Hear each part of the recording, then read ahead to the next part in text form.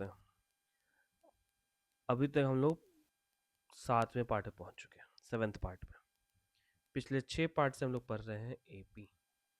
ठीक है, ये क्लास 9th वालों के लिए भी इम्पोर्टेंट है, 10th वालों के लिए इम्पोर्टेंट है। दोनों बैठ के देखो, तुम लोग ज्ञान लो और हमें वॉच टाइम दो। ठीक है, तो आते हैं। हाँ, चलिए, तो क्वेश्चन में कह रहा है कि 10th term of an AP is 52। अच्छा जी, 10th टर्म जो है एक एपी का 52 है। बस इसी बात को पहले देखो कि हेयर यहाँ पे 10th term of an AP is 52, यानी कि T10 इक्वल है 52। इसका मतलब कि हम लोग लिख सकते हैं A+9D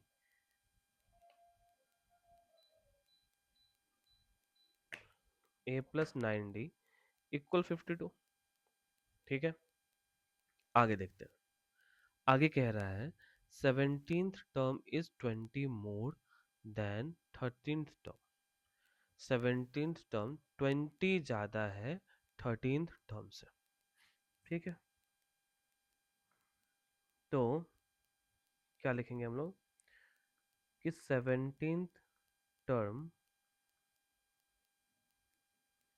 is 20 more than 13th term. इस बात को कैसे लिखिएगा? इस बात को ऐसे लिखना है कि 17th टर्म 20 ज़्यादा है 13th टर्म से, तो इसे इक्वल करने के लिए हम लोग 20 ऐड कर देंगे किसमें? 13th टर्म में। ठीक है, अब 17th टर्म क्या होता है? A+16D। 13th टर्म क्या हो जाएगा? A+12D। और ये क्या हो जाएगा? +20। अब ए से ए को एलिमिनेट कर दो, 12D है उधर जाएगा, ये क्या हो जाएगा? 4D। 4D इक्वल क्या हो जाएगा? 20। D क्या हो जाएगा आपका? 5। D क्या हो जाएगा? 5। ठीक है, अब D अगर 5 हो गया तो क्या हम लोग निकाल सकते हैं ये वाला टर्म? ए निकाल सकते हैं। ठीक है, तो हम लोग बोलेंगे कि यूजिंग इक्वेशन वन लिख लो इसे। Using equation 1। ठीक है, तो अपने पास क्या है? A+9D इक्वल क्या था? 52 है। या लिख लो putting the value of D in equation 1। तो क्या हो जाएगा? A यहाँ पे डाल देंगे 9 को इंटू D, क्या हो जाएगा? 45, क्योंकि D का वैल्यू 5 था, ये है 52। तो A क्या हो जाएगा? 52 माइनस 45, यानी A हो जाएगा आपका 9। ठीक है, इसलिए द रिक्वायर्ड AP इज क्या हो जाएगा? AP पहला है आपका A क्या है? 9। D 5 बढ़ा तो क्या हो जाएगा? 14। फिर 5 बढ़ा तो क्या हो जाएगा? 19। फिर 5 बढ़ा तो क्या हो जाएगा? 24 एंड सो ऑन। यही है अपना AP। ठीक है,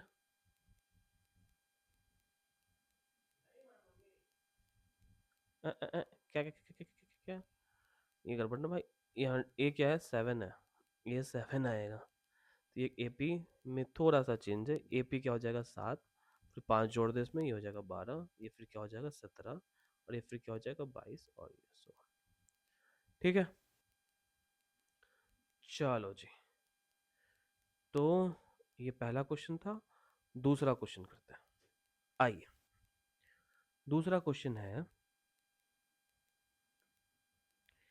कि is 184 a term of the sequence 3, 7, 11 and so on. बहुत सिंपल क्वेश्चन है, ठीक है। लिखोगे यहाँ पे क्या कि हेयर ए इक्वल 3, डी इक्वल 4, डिफरेंस 4 का है ना, और nth लास्ट टर्म जो है वो मान लो 184, ठीक है। अब क्या ये n अगर ये होल नंबर आ जाए, n अगर एक होल नंबर आ जाए, ठीक है, तो ये टर्म होगा। अगर ये फ्रैक्शन में आ गया, ठीक है, तो ये इसका एक टर्म नहीं होगा। क्या मतलब कि 1 2 3 4 5 कुछ भी आ जाए इस तरह से, तो ये इसका 184 इसका टर्म होगा। लेकिन मान लो 1/2 आ जाए तो ये इसका टर्म नहीं है। तो स्टार्ट करते हैं, देखिए लिखेंगे टी एन इक्वल ए प्लस एन माइनस 1 × डी। ए क्या है अपना, ए है 3, एन क्या है हमें नहीं पता, डी क्या है अपना 4, ठीक है। यहाँ डाल देंगे 184। अब ये 3 उधर जाएगा, कितना हो जाएगा 181, ठीक है। एन माइनस 1 यहाँ डालेंगे 4, 4 4 4 4 4 184, ठीक है ना। चलो चलो चलो चलो, तो ये 181 बाई हो गया 4, और ये हो गया n माइनस 1, ठीक है।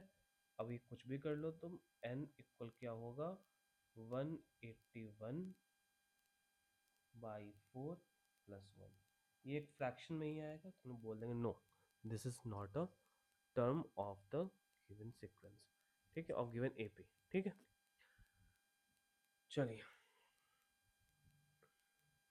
अगला क्वेश्चन देखते हैं। अगला क्वेश्चन है बहुत सुंदर। क्वेश्चन कह रहा है the sum of fifth and ninth term of an AP is 72, and seventh and 12th term is 97, ठीक है। क्या करोगे? हाँ, तो करना कुछ खास नहीं है, बस क्वेश्चन पढ़ना है और क्वेश्चन को समझना है। कहा कि फिफ्थ टर्म और नाइन्थ टर्म जो है एपी का वो 72 है, ठीक है। डायरेक्ट बना रहे हैं, आप लोग लैंग्वेज लिखना सीख चुके हैं। यानी फिफ्थ टर्म और नाइन्थ टर्म वो इन दोनों का सम क्या है 72 है, ठीक है। बस इसी को देखते हैं अभी। यानी फिफ्थ टर्म को कैसे लिखोगे आप, ए प्लस 4 डी। नाइन्थ टर्म को क्या लिखोगे आप, ए प्लस 8 डी। 72 ए प्लस ए क्या हो जाएगा 2 ए, 4 डी और 8 डी 12 डी इक्वल 72, ठीक है। अगर हम लोग 2 कॉमन ले लें, ठीक है, तो ये क्या हो जाएगा 36, ठीक है। अभी इसको आगे सॉल्व नहीं करते, यहीं तक करते हैं इसको। अब क्या करेंगे, आगे कहा क्वेश्चन में कि seventh and 12th term is 97, ठीक है। Seventh and 12th term is 97। आगे का एपी निकालना होगा, क्वेश्चन कंप्लीट नहीं है, ठीक है। तो क्या करोगे, अब आप बोलोगे कि सेवेंथ टर्म और 12th टर्म इन दोनों का सम 97 है, 97 है। तो सेवेंथ टर्म क्या होगा ए प्लस 60, और ये क्या होगा ए प्लस 11 डी इक्वल 97।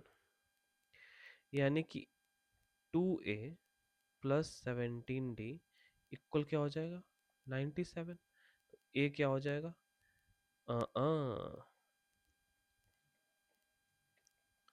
तो अब क्या करो कि a इक्वल 36 माइनस 60 हो जाएगा, यहाँ पर इसको पुट कर दो।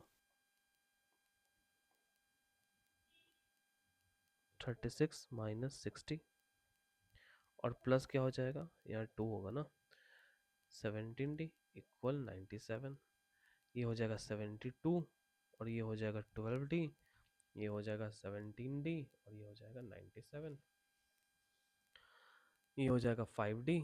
72 को उधर लेके जाओ तो 97 माइनस 72 यानी कि 5D इक्वल क्या हो जाएगा, ये हो जाएगा 5 और ये 2, यानी डी आ जाएगा आपका 5। ठीक है, और अगर डी की वैल्यू यहाँ पुट कर दो तो 36 माइनस 6, यहाँ पे 5 आ जाएगा, तो ए कितना आ जाएगा आपका 6। अब ए 6 है, अब ए 6 है और डी 5 है, तो आप ए पी भी निकाल सकते हो, लिखोगे इसलिए द रिक्वायर्ड या ए पी इज, पहला टर्म हो जाएगा 6, अगला क्या हो जाएगा 5 जोड़ दो 11, फिर कितना हो जाएगा 16, फिर 21, फिर 26 एंड सो ऑन। ठीक है, उम्मीद है आपको समझ में नहीं आया होगा, बिल्कुल भी नहीं। उम्मीद करता हूँ कि आपको समझ में आया हो, और समझ में आया हो तो कमेंट करना, नहीं समझ में आया होगा तो फिर तो भी कमेंट करना। ठीक है, बस, और मिलते हैं अगले पार्ट में, पार्ट 8 में। ठीक है, अगला पार्ट 8 होगा।